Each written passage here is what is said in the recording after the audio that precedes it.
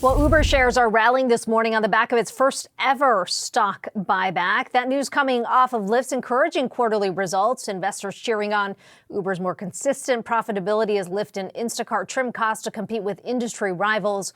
With higher rates and inflation lingering, what is a signal for the increasingly competitive gig economy? Here to discuss is Mark Lehmann, head of Citizens at JMP Securities, along with Santosh Rao, Manhattan Venture Partners head of research. Good to have both of you on today. Santosh, let me start with you. Now that we've got Lyft and Uber's results out of the way, the big ride-hailing giants really pointing to a bit of a tailwind here when you think about growth in gross bookings as well as ridership. What's the big headline as you see it in the space? I think the big headline is that they've turned the corner on profitability. They finally come of age, and now they're executing on all cylinders, like they say. So I think that's the big headline. Profitability was the big issue. I remember when we got in first pre-IPO, the whole issue was the sustainability of the model, the path to profitability. These were the two compelling questions at that time. People doubted whether they can survive, but I think they have done that. They've proven that more than enough, and they've turned the corner. So that's great numbers with Uber buying back, not only producing profits, but buying back shares and all that. So that's a healthy sign. The gig economy is up and running.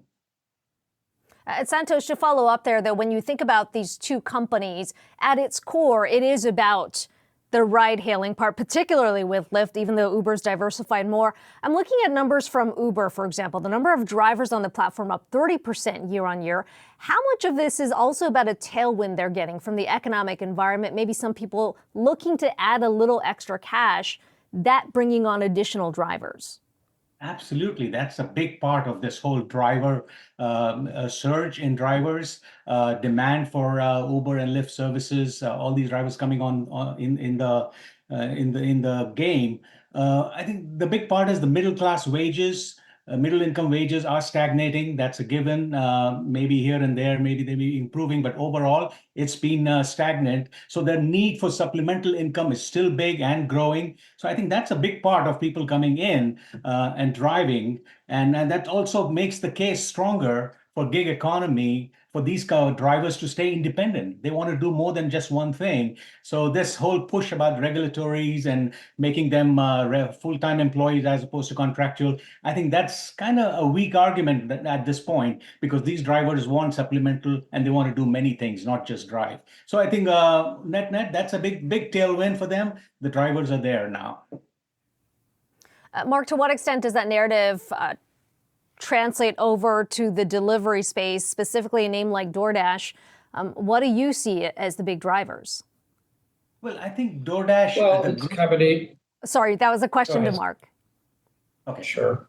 DoorDash reports tomorrow, so we'll be watching that. And as you probably know, Uber's at their analyst day today, and I think it translates into positives for the stocks you just mentioned. But there's a bigger shift going on, and I think we're in that kind of early innings of that. First of all, profitability obviously is now in the front, as opposed to saying that we're way down the road. And I think that's really important. Secondly, I think pricing is starting to increase. I think we're all seeing that. You know, you used to hop on the Lyft app or the Uber app, and you'd kind of be like, boy, that's a good deal. And I think those good deals are abating a little bit, which obviously is directly going to the bottom line. But DoorDash is another one of those prime beneficiaries where there was lots of competition that seems to have abated a little bit. Obviously, Uber Eats is a big competitor, but it's kind of a two-person race right now. And I think you're going to see that Dash's results when you see that tomorrow. But Andrew Boone, who's our analyst, has been pointing out something that else is really important, that we're moving away from buying things to some of these services that people are taking advantage of. So you're just seeing more people kind of getting in the Ubers and Lyfts and going out for their night out. And I'm seeing that certainly more and more. And I think that tailwind is not going to abate. And I think that's a direct benefit for the bottom line for these companies.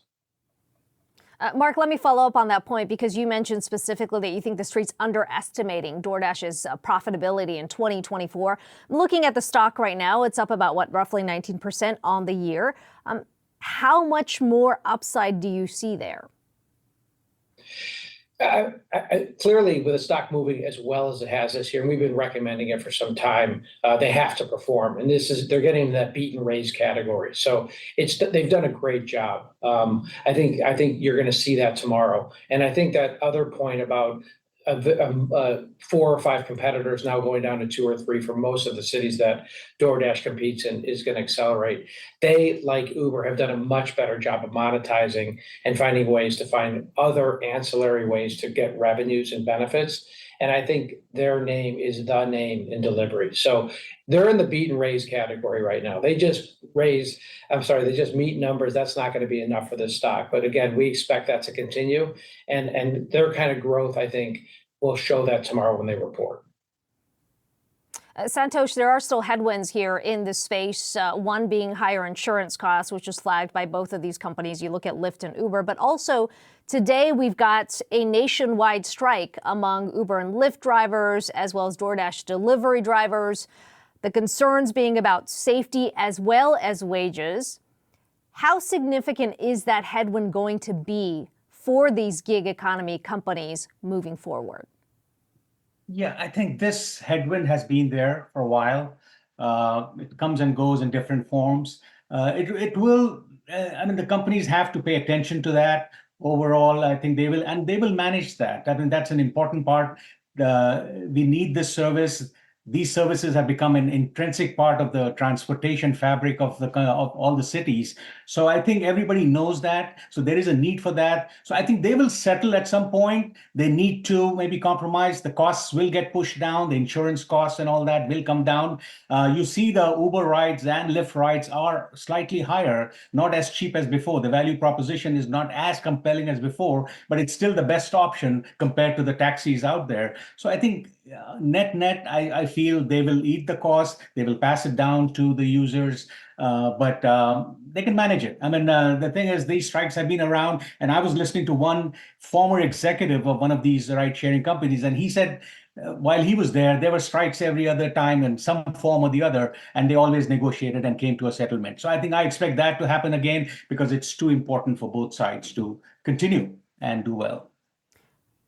Mark, do you agree with that this is kind of a manageable risk that will be a constant in terms of the pushback coming from the delivery drivers, at least in the case of DoorDash, with the higher wages as well as more benefits? I do. It's one of those situations where both sides have leverage, and that sounds oxymoronic, but I think they do, and I think there will be a solution. And we've been saying it here for some time here at Citizens about Meta and some of the other companies that have been held in front of Congress, et cetera, that the specter of regulation and the specter of these fears have been a lot worse than the actual.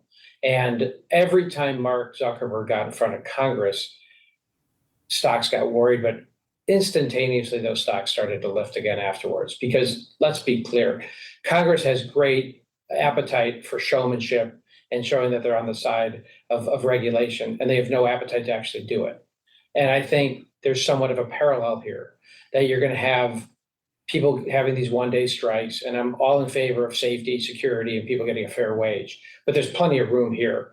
And I think the healthy margins that Dara and others are talking about for Uber at the Analyst Day today are going to show that there's plenty of upside.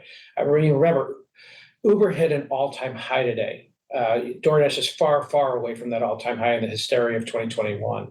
So there's room to grow here. And if they get that healthy EBITDA margins with some expense pressures from insurance and other and safety and security. And let's talk about one other thing that's not even in the mix here. The threat of autonomous vehicles that was clouding these stocks for so long, we don't even talk about it anymore. Okay, so yeah, we'll have some driverless vehicles on the road, and I'm sure there'll be some pushes to that. But we haven't even brought that up in the conversation today. Why? Because the threat of that was far worse than the actual. And I think that's a parallel with what you talk about regulation and insurance pricing.